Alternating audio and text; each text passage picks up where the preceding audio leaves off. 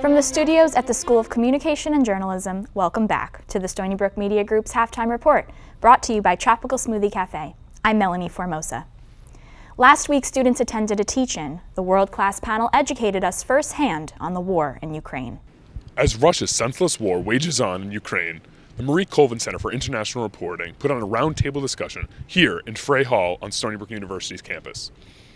Hosted by Professor Sarah Baxter, a longtime colleague of the late Marie Colvin, the university's leading experts on Russia and Ukraine, along with a few international reporters, share their knowledge with the students, faculty, and staff in this special teach-in.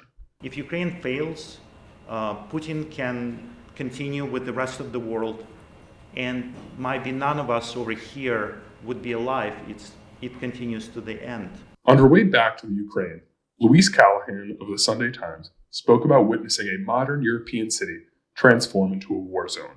I think that one of the really, really difficult things to see, but more importantly to live through, that the people that this is happening to, is just the feeling of your future disappearing. The evolving horrific situation in Eastern Europe and the news surrounding it were at the forefront of the hour-and-a-half conversation. That also included questions from the crowd. With the Stony Brook Media Group, I'm Heath Kell. The Jazz Studio Orchestra performed the Kennedy Dream Project at the Stoller Center this past weekend. Let's hear more. Sunday night, Stoller Center was filled with jazz. The Kennedy Dream Project is a performance initiative that was launched in 2019 under the direction of Thomas J. Manuel. He was inspired by the 1967 album of the same name, arranged by the late Oliver Nelson. The album features music inspired by former President John F. Kennedy's New Frontier concept.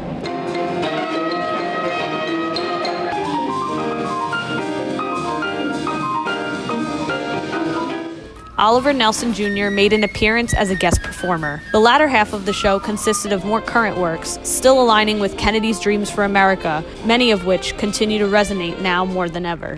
For Stony Brook Media Group, I'm Lauren Canavan. Our MVP of the week is head coach of Stony Brook women's basketball, Ashley Langford. Langford was recently named on the Advancement of Blacks in Sports Mid-Major Head Coaches Watch List. ABIS is a nonprofit organization dedicated to promoting racial, economic, and social justice for Black athletes.